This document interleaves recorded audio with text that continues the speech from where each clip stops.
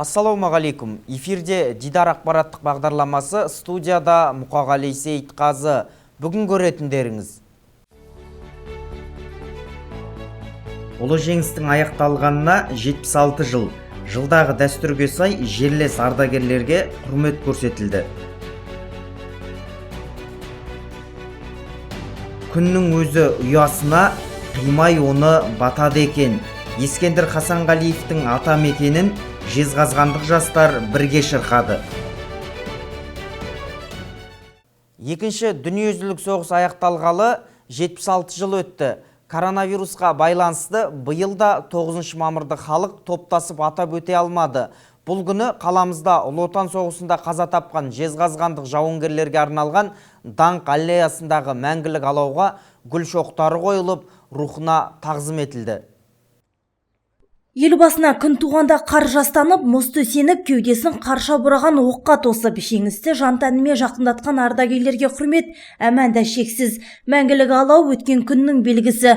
Бұл жерге әсіресе жеңіс күні келетіндер көп. Әркім майданда қан төккен атасын, әжесін, яки әкесін, анасын еске алып тағзым етеді. Мәңгілік алау өшпеуі тиіс, себебі бұл от пен оқтың арасында болған. Майдангерлерден сыр шертеді. Бір ғана тілегім бар. Енді әлемде соғыс болмас екен деп тілеймін. Бүгінгі бізге соғысқа бергісіз уақыттарда өмір сүріп жатқандығымыз тағы да еске алғым келеді. Бүгінгі пандемия уақытында осы уақыты шектелудің әр кезеңдері тоқталып, елімізде жарқын өмірдің, бақытты өмірдің болуын Алладан тіледім. Біз балаларымыз жыламас екен, әйелдеріміз жесір қалмас екен деп тілеймін. Бейбітшілік мәңгілік болсын. Жезқазған қаласының мемлекеттік мұрағаты ұсынған мәліметтер бойынша Ұлы Отан соғысы жылдары Жезқазған Ұлытау және Шиезді әскери комиссариятынан 12.000 адам жұмылдырылған, оның ішінде 3.071 адам оралмаған, 1466 жауынгер ұрыс даласында қалған, 1605 адам хабар-ошарсыз кеткен. Жезқазған аймағы бойынша 12 жауынгер Кеңес одағының батыры атағына ие болса, 6 жауынгер даңқты кавалер атағының толық иегері болған. Қазіргі уақытта Жезқазған қаласында 4 Ұлы Отан соғысының ардагері және 414 тыл ардагері бар. Қазақмыс корпорациясы оларға барынша әлеуметтік көмек көрсетіп келеді. Қазақмыс корпорациясының басшылары Ұлы Отан соғысына қатысқан ардагерлерге 1 миллион теңгеден сыйақы берді. Тыл ардагерлеріне 25.000 теңгеден берді. Сосын соғысқа приравнение дейміз ғой, сол кісілерге де 1 миллион теңгеден берді. Міне бұл үлкен қолдау Қазақмыс корпорациясының есебінен. Бұл үрдіс жылда жалғасып келе жатыр бізде. Бәріңізді мерекемен құттықтаймын. Одан әрі Қазақмыс корпорациясы соғыс ардагерлердің үйіне барып, құттықтап құрмет көрсетті. Карантин режимі 76 жылдық тарихы бар жеңіс күні дәстүрінде өзгертіп жіберді. Енгізілген төтенше жағдайға байланысты майдангерлер биыл мәңгілік алауға жиналмады, алаңдарда концерттер өтпеді. Есесіне жастар болашақ жастар одағы ұйымдастырған мерекелік думан бұл жолы ардагерлер тұратын үйлердің өзіне келді. Заглянул в соседний сад, там смуглянка, молдаванка собирала виноград. Я краснею, я бледнею, захотелось вдруг сказать: стань над рекою, зорки летние встречать. Жезқазғандық ардагерлерді құттықтаған соң компания Сәтбаев қаласындағы 98 жастағы көзі тірі жалғыз ардагер Тоғай Дауылбаевқа барды. Ақсақал небәрі 17 жасында майдан даласына аттанған, алғашқы 8 ай дайындықтан өткен соң 29 атқыштар дивизиясының құрамында пулеметшінің көмекшісі болады. От пен оқтың ортасында жүріп, 3 рет жарақат алған, 1943 жылы елге оралып, жеңіс күнін осында қарсы алады. 9 май жеңіс күні құтты, берекелі болсын, еліміз аман, жұртымыз тиіс болсын, бірлік, береке бола берсін. Жеңістің 76 жылдығында тағы бір игілікті іс атқарылды. Қазақмыс корпорациясы Ұлы Отан соғысы ардагерлеріне миллион теңгеден сыйлық үлестірді. Сондай-ақ Қазақмыс корпорациясы Тоғай ақсақал секілді 11 ардагерге құрмет көрсетіп, әрқайсысына ақшалай сыйлық пен азық-түлік себетін тарту етті. Олардың барлығы соғыстан кейінгі жылдары тау-кен саласында тер төккен еңбек майталмандары. Гүлім Маратқызы, Думан Оразов, Дидар телеарнасы. Ұлы жеңістің 76-шы көктемі де келіп жетті. Адамзат тарихындағы алапат соғыстың ардагерлері ешқашан ұмытылмайды.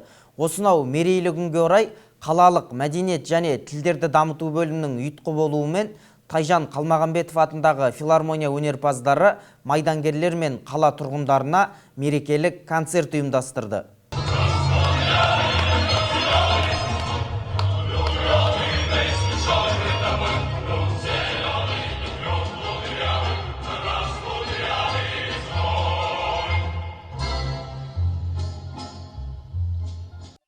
Бүгінгі бейбіт күннің бағасын қарт майдангерлер жақсы біледі. Елдік үшін ерлік жасаған сол кездегі жас сарбаздардың қатары сирек келеді. Ол уақыттың заңдылығы. Дегенмен арамыздағы санаулы ардагерлер ешқашан ескерусіз қалмайды. Қалғанда емес. Жеңіс сәтін жақындатқандардың есімі тарихқа жазылды. Сондықтан да бұл күндегі барлық құрмет ардагерлерге. Құрметті жезқазғандықтар, сіздерді мынау жеңістің 76 жылдығымен құттықтаймын. Бүгін міне үлкен той ғой енді, үлкен той. Соғысты ұмытпау керек. Еліміз тыныштық сақтауымыз керек бәріміз. Өзі қалада 4 ветеран қалды. Соларды, сол кісілерді құттықтауға концертпен келіп отырмыз. Еліміз аман болсын. Жеңіс құтты болсын. Ұлы Отан соғысына қатысқан жезқазғандық жерлестеріміз де жетерлік. 18 жасында 2-ші Украина фронтындағы ұрысқа аттанған Нина Виноградова, шекарашы әскери қызметінде болған Иван Артеменко, бөлімше командирлері Александр Гусак пен Алексей Миненко, бәрі сол бір қан кешкен күндердің жеңімпаздары. Кез келген дәрежедегі құрмет пен алғысқа лайық жандар. Ардагерлер жасасын, бізге осылай ұзақ өмір сүрсін. Ашық ашпан бізге тірелгенсін, мың рахмет. Майдангерлердің бар тілегі келер ұрпақ біз көрген қиындықты көрмесе дейді. Бейбітте берекелі күннің қадірі арта берсін деген ақжарма лебіздерін жеткізді. Жалынды жастық шақтары соғысқа дәп келген ардагерлердің ғұмыр жастары ұзақ болғай.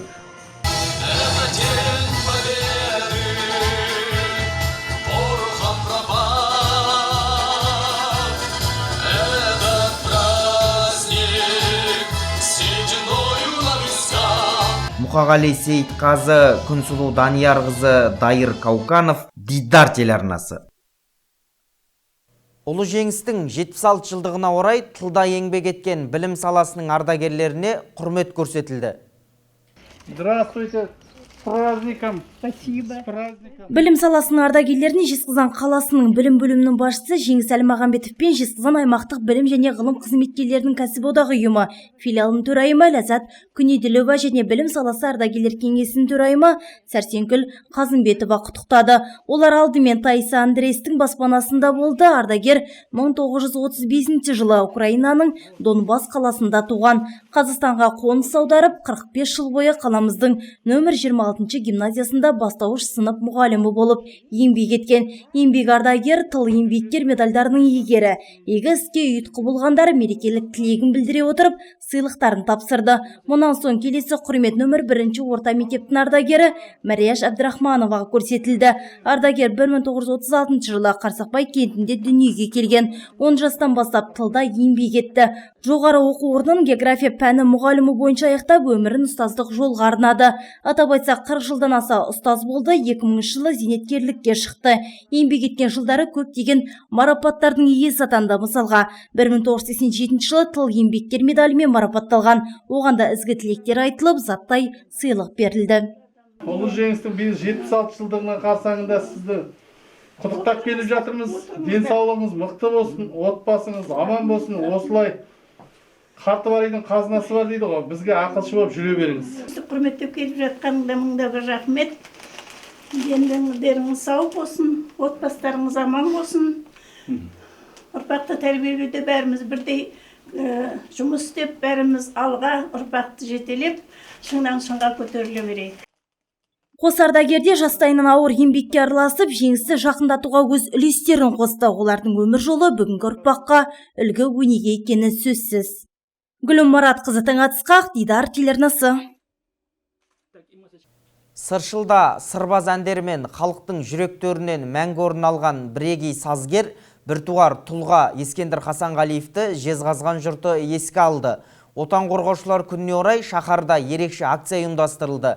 Шара облыстың өзге өңірлерінде қолдау тауып, арқа аспаны Атамекен әніне бөленді.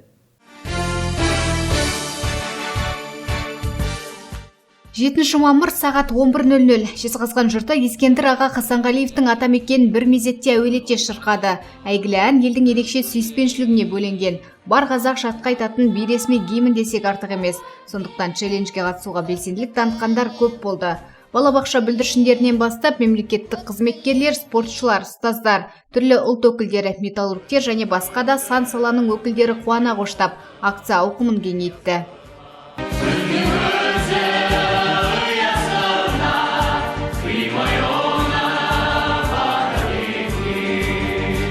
Атамекен жүрегімізде, отанымыз Қазақстан, Ескендір аға әндері хэштегтермен әлеуметтік желіде жарияланған бейне жазбалар облыс асып еліміздің түпкір-түпкіріне таралды. Жезқазғандық жастардың бастамасына сазгердің ұлы Біржан Хасанғалиев те отбасымен үн қосты.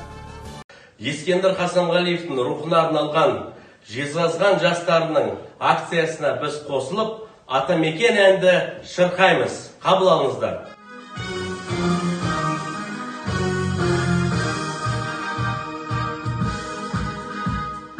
Жасыл жайылау, көк кілем, көк кілемге көп ойлаймын, көк кілем. Маңдайымнан сипап өткен самалдың, қазағымның алақаны өтеп білем.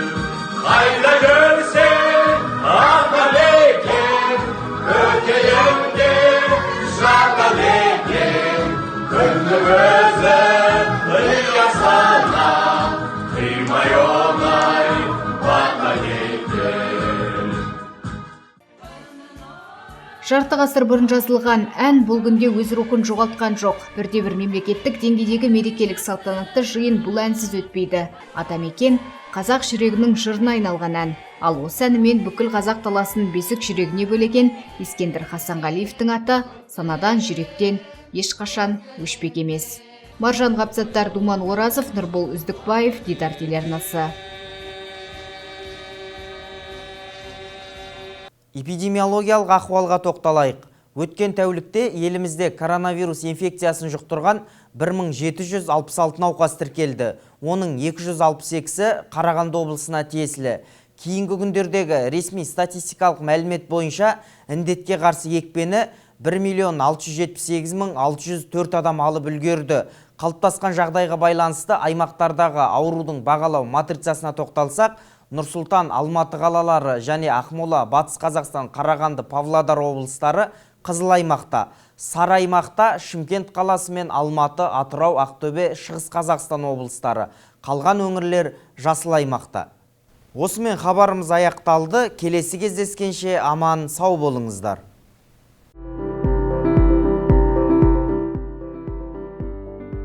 Мамырдың 12-сіне арналған ауа райы туралы мәліметті ұсынамыз.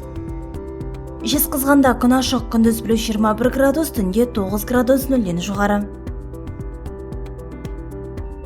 Қарағандыда күн ашық, күндіз плюс 17 градус, түнде 5 градус нөлден жоғары.